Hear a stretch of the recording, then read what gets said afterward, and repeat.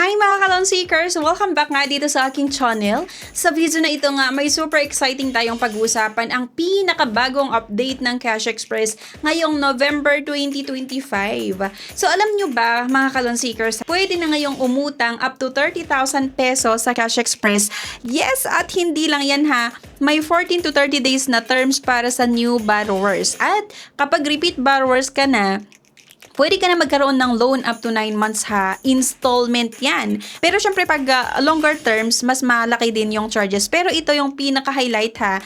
Pwede mong isauli ang perang natanggap mo within 24 hours kung feeling mo mataas ang service fee o processing fee. Walang interest, walang penalty, walang dagdag. Bibigyan ka nila ng 24 hours to decide. Parang trial loan mga ka-interview. At wala pang ibang loan app ngayon na may ganitong option ha. Kaya kung interested ka to know more about Cash Express ngayong 2025 November, panoorin mo ang buong video and click the link nga sa comment section after watching this video ha. Huwag muna ngayon, tapusin mo muna itong video na to para informed ka bago mag-apply.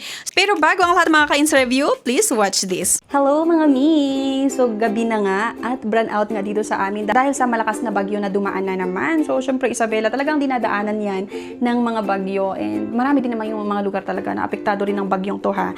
Kaya ito na nga mga mi, share ko sa inyo itong isa sa mga ginagamit namin na talagang lifesaver siya kasi nga matagal siyang malobat. So ito yung rechargeable na electric fan. So akalain mo buong gabi talaga namin ginamit pero hindi pa rin siya nalolobat at nung tanghali, nung natulog si baby, ginamit ulit namin itong electric fan na to. Tapos gumagana pa rin, hindi pa rin siya nalolobat. So sobrang nakatipid kami dito mga miha. So pwede rin nating i-adjust to ha. Pwede mong itaas, pwede mo ring ibaba. Kaya lang hindi siya yung parang nagsiswing na electric fan. So, taas-baba lang yung pwede. Pero alam nyo ba, ang pinaka nagustuhan ko talaga ay yung matagal siya malobat.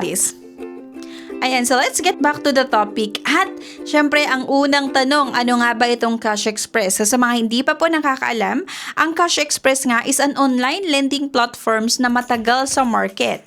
One of the fastest, legit, and user-friendly loan apps sa Pilipinas. At importanteng malaman mo ito mga ka-interview na ang Cash Express nga is a registered submitting entity sa CIC or sa Credit Information Corporation, meaning they can submit your loan history sa CIC, on-time payments, good credit records, or maging yung late payments, possible negative impact sa credit score. Good for building your financial profile kung responsible ang paggamit. So yes, legit and regulated po ito. Napaka-transparent din. Ito yung best update ng Cash Express ngayong 2025 na kapag na-disburse na ang loan sa'yo, you get 24 hours para mag-decide. So worth it ba ang net amount ng natanggap mo?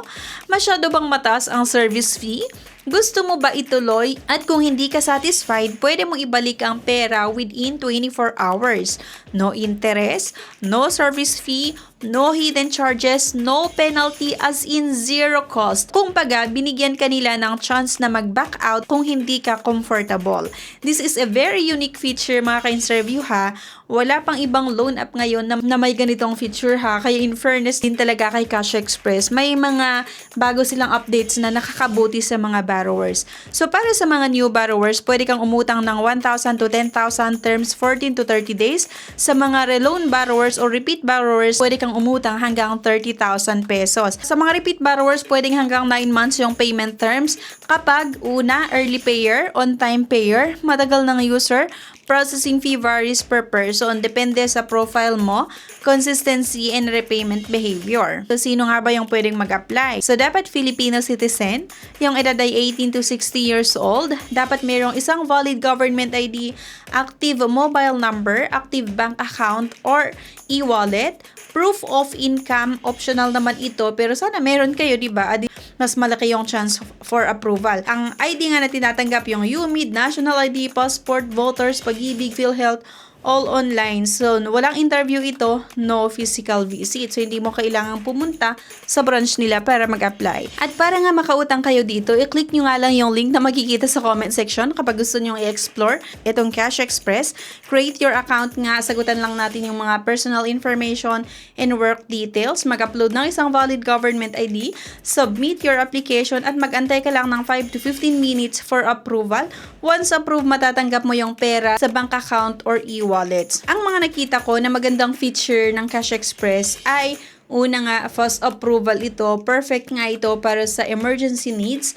Number 2, flexible terms siya. May short terms and long terms available nga. Depende sa profile mo. Kung new or repeat borrowers ka, 24-hour return option.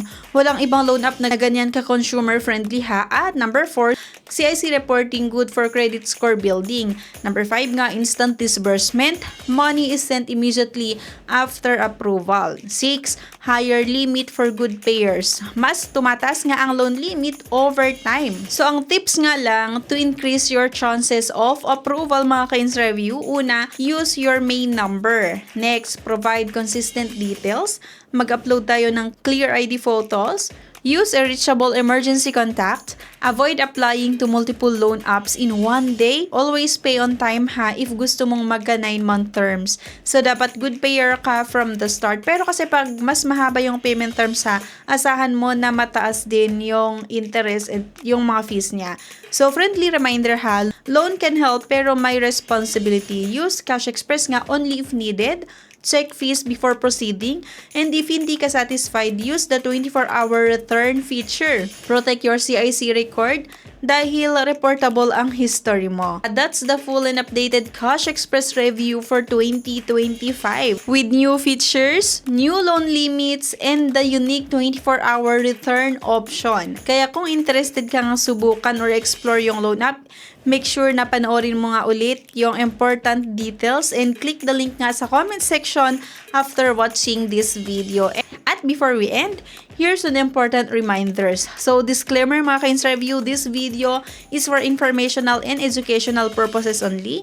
Apply or try at your own risk ha. I am not liable for any decisions you make after watching this video. Always review, calculate, and assess before applying to any loan app. So again, this is Gia Ins Review, your guide sa mundo ng online loans. See you sa next video. Bye!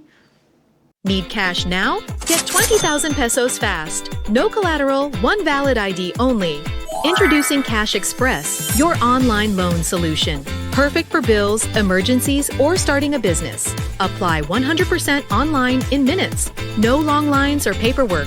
Just one valid ID. Funds sent straight to your GCash, Maya, or bank account. Choose flexible repayment terms up to 180 days or 6 months. Need cash fast? Apply now and get results in as little as 15 minutes. Cash Express.